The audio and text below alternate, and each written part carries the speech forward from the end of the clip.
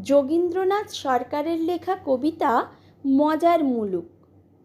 এক যে আছে মজার দেশ, সব রকমে ভালো। রাত্রিরেতে বেজায় রোদ, দিনে চাঁদের আলো। আকাশ সেথা সবুজ বরণ, গাছের পাতা নীল। ডাঙায় চড়ে রুই কাতলা, জলের মাঝে চিল। সেই দেশেতে বেড়াল পালায় নেংটি ইঁদুর দেখে। ছেলেরা খায় ক্যাস্টর অয়েল, রসগোল্লা রেখে।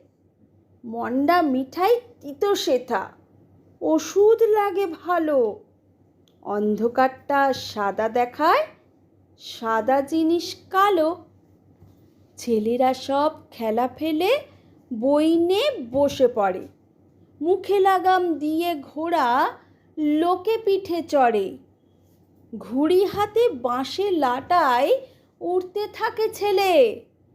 বড়শি দিয়ে মানুষ গাঁথে, মাছেরা ছিপ ফেলে। জিলিপি সে তেড়ে এসে কামড় দিতে চায়। কচুরি আর রসগোল্লা ছেলে ধরে খায়। পায়ে ছাতি দিয়ে লোকে হাতে হেঁটে চলে। ডাঙায় ভাসে নৌকো জাহাজ, গাড়ি ছোটে জলে। মজার দেশে মজার কথা বলবো কত আর। চোখ খুললে যায় না দেখা, মুদলে পরিষ্কার।